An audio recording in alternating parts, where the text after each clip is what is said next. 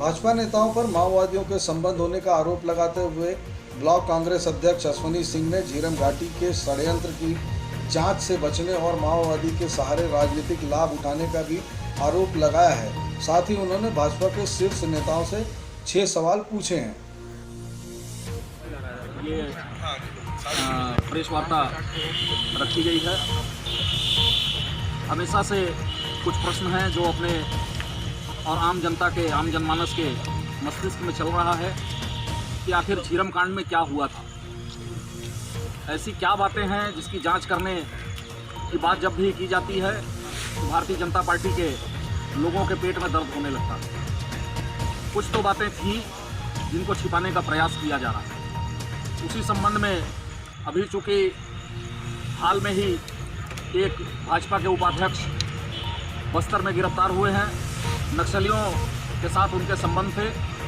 Tractor और अन्य सामग्री वो नक्सलियों को सप्लाई किया करते थे। इसकी जानकारी आप लोगों के द्वारा ही आम जनमानस को पहुंची। ये हमारा कहना था कि सन 2013 में परिवर्तन रैली जब निकली, उस परिवर्तन रैली में से सुरक्षा गार्ड की संख्या को क्यों कम किया गया। ओपनिंग पार्टी जो हमेशा साथ में रहती थी, ओपनिंग पार्टी उस दिन कहाँ पर थी? ओपनिंग पार्टी उस दिन क्यों नहीं भेजी गई? जो रोड को खोलने का काम करती है वो पार्टी कहाँ पर थी? ऐसे बहुत सारे प्रश्न हैं। माओवादियों से निरंतर इन लोगों के संबंध रहे, चाहे पहले इनके उपाध्यक्ष दंतेवाड़ा के तोमर की जब हत्या हुई, उसकी हत्या के आरोप में पोडियाम लिंगा की गिरफ्तारी हुई। उस गिरफ्तारी में उस पोडियाम लिंगा ने इस बात को स्वीकार किया कि मेरे तोमर के साथ संबंध थे, मेरे भीमा मंडावी जी के साथ संबंध है। तो और उसी के आधार पर जब चुनाव हुए बस्तर में, ये तब बढ़त वहाँ से हासिल करते रहे। वैसा ही प्रयास सन 2013 में हुआ। वो जब झीरम कांड के जांच की बात होती है तो इनके द्वारा बताया जाता है कि एनआईए के द्वारा जांच किया गया। एनआईए ने जो जांच किया उसमें गणपति और रमन्ना 2 लोगों के खिलाफ चार्जशीट न्यायालय में फाइल किया। जब गणपति और रमन्ना के खिलाफ चार्जशीट फाइल किया, उसके कुछ महीने के बाद पुनः पूरक चालान फिर न्यायालय में पेश किया गया, जिसमें एनआईए के द्वारा ये कह दिया गया कि ये दोनों अभियुक्त हैं ही नहीं। ये नाम किनके कहने पर काटे गए और ये नाम अगर गलत थे तो किनके कहने पर जोड़े गए थे? इन सब बातों का जवाब कहाँ है?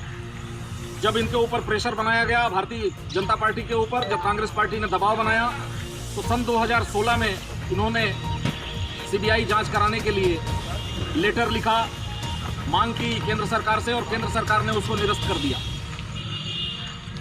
ये बात सन 2016 की थी। तो सन 2016 में इस बात को रमन सिंह जी ने क्यों नहीं बताया कि केंद्र सरकार ने सीबीआई जांच कराने से मना कर दिया? ये सन 2018 में इस बात को बताते हैं कि सीबीआई जांच करने से केंद्र सरकार ने मना कर दिया। तो ये 2 वर्षों तक आखिर रमन सिंह चुप क्यों थे? किसके कहने पर चुप थे? उनकी क्या भूमिका? इन सब बातों का जवाब चाहिए। ये बातें अभी तक सामने नहीं आ पा रही हैं।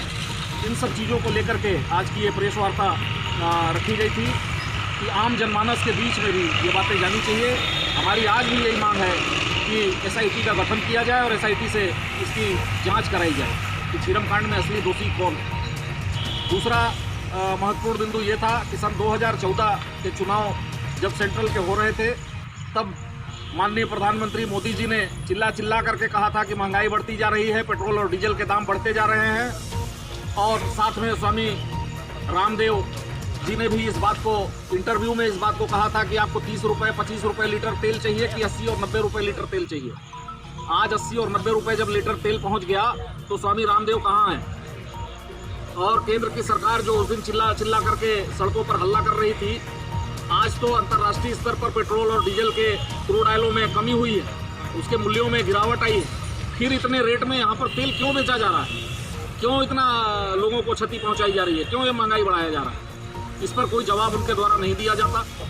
यही प्रमुख आज के प्रेस वार्ता की मुख्य बातें थी जो मैंने आप लोगों के साथ शेयर की, और आप लोगों से मीडिया जगत से भी ये निवेदन है कि ये बातें आम जनमानस तक आप लोगों के माध्यम से पहुँचे और लोगों के बीच में भी ये बातें आनी चाहिए।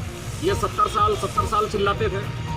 70 साल में मैंने आज तक इस बात को नहीं देखा कि कभी डीजल के दाम पेट्रोल से अधिक हुए। 70 साल में ये पहली बार हुआ है कि डीजल के जो दाम हैं वो पेट्रोल से अधिक हो। इन सब बातों का जवाब इनसे आम जनता चाहती है और यही मुख्य बातें आप लोगों के साथ शेयर करनी। धन्यवाद। जिस तरह से आपने बताया कि 70 सालों में कभी इस तरह से जेलों पे दर नहीं बढ़ा, क्या कारण मानते हैं कि कांग्रेस इस बात को लेकर अभी तक सड़कों में इस तरह से उतरनी चाहिए, आम जनता तक बात पहुँचाने में अभी तक सफल नहीं रही है? निश्चित तौर पर कुछ ऐसी बीच में घटनाएं हुई, जैसे वो चाइना के संबंध में या अन्य कुछ ऐसे मुद्दे रहे, उस पर के पूरे देश को एक साथ खड़ा होना था, इसलिए देश पूरा एकजुटता के साथ अभी इन परिस्थितियों में उनके साथ खड़ा था। लेकिन ये महत्वपूर्ण चीज़ें हैं जो आम जनता को अब चाहिए। तो अब निश्चित तौर पर इस पर आंदोलन भी चल रहा है और समय समय पर इस पर आगे और भी बृहद रूप से आंदोलन किया जाएगा।